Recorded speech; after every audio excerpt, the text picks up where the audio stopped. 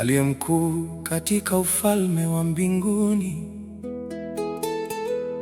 Tena wakati huo wanafunzi walimjia Yesu wakamuuliza, ni nani aliye mkuu kuliko wote katika ufalme wa mbinguni? Yesu akamwita mtoto mdogo, akamsimamisha mbele yao, kisha akasema, nawahakikishieni kwamba msipobadilika na kuwa kama watoto wadogo, kamwe hamtaingia katika ufalme wa mbinguni. Kwa hiyo mtu yeyote anayejinyenyekeza akawa kama huyu mtoto, ndiye aliye mkuu kuliko wote katika ufalme wa mbinguni. Na yeyote anayemkaribisha mtoto mdogo kama huyu kwa jina langu, ananikaribisha mimi. Lakini kama mtu yeyote anamsababisha mmojawapo wa hawa wadogo wanaoniamini atende dhambi, ingalikuwa nafuu kwake afungiwe jiwe la kusaga shingoni mwake, akazamishwe katika kilindi cha bahari. Ole kwa ulimwengu kwa sababu ya mambo yanayosababisha watu kutenda dhambi. Mambo hayo lazima yawepo, lakini ole wake mtu yule ambaye huyaleta. Ikiwa mkono wako au mguu wako unakusababisha utende dhambi, ukate, utupilie mbali. Ni afadhali kwako kuingia katika uzima ukiwa na mkono mmoja au mguu mmoja, kuliko kuwa na mikono miwili na miguu miwili, lakini ukatupwa katika moto wa milele. Na kama jicho lako linakusababisha utende dhambi, lingoe ulitupe mbali. Ni afadhali kwako kuingia katika uzima ukiwa na jicho moja, kuliko kuwa na macho mawili, lakini ukatupwa katika moto wa Jehena. Angalia, usimdharau mojawapo wa hao wadogo, kwa maana nawaambieni, malaika wao mbinguni wanaonana daima na Baba yangu aliye mbinguni. Mfano wa kondoo aliyepotea. Naonaje kama mtu ana kondoo 101 wao akapotea, atawacha wale 99 mlimani aende kumtafuta yule aliyepotea, na kisha mpata. Nawaambia kweli, anafurahi zaidi kwa ajili ya huyo kondoo mmoja kuliko kwa wale 99 ambao hawakupotea. Halikadhalika Baba yenu wa mbinguni hapendi hata mmoja wapo wa hawa wadogo apotee.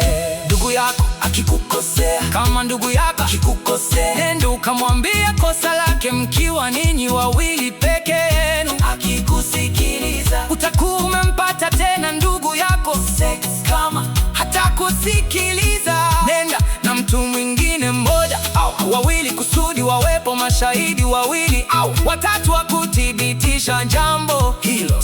Akikataa kuwasikiliza, liambie kanisa. Kama akikataa kulisikiliza kanisa, basi mhesabu yeye kama ni mpagani au mtoza ushuru. 18. Nawaambieni kweli, lolote mtakalokataza duniani litakuwa limekatazwa mbinguni, na lolote mtakaloruhusu duniani litaruhusiwa mbinguni.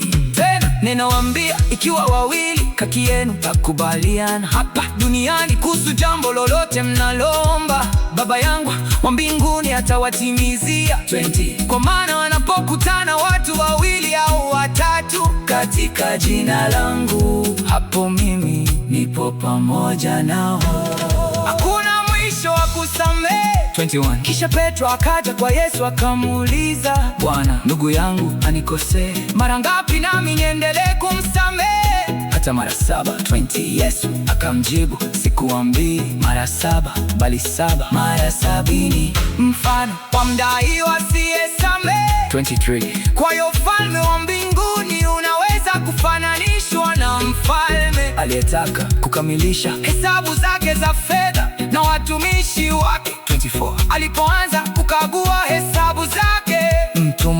alikuwa na deni la mamilioni ya shilingi. Aliletwa kwake 25, na kwa kuwa alikuwa hawezi kulipa deni hilo, bwana wake aliamuru kwamba auzwe yeye, mke wake, watoto wake na vyote alivyo navyo, ili zipatikane fedha za kulipa deni lake.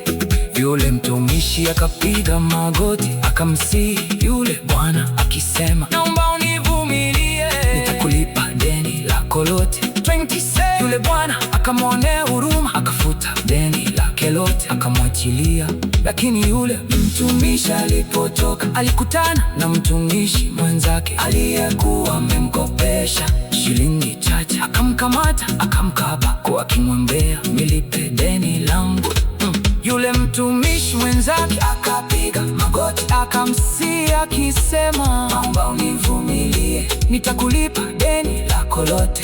Feti lakini akakataa, badala yake akampeleka afungwe gerezani mpaka aweze kulipa hilo deni. Watumishi wenzake walipona mambo haya, walisikitika sana, wakamwendea bwana wao wakamweleza yote yaliyotokea.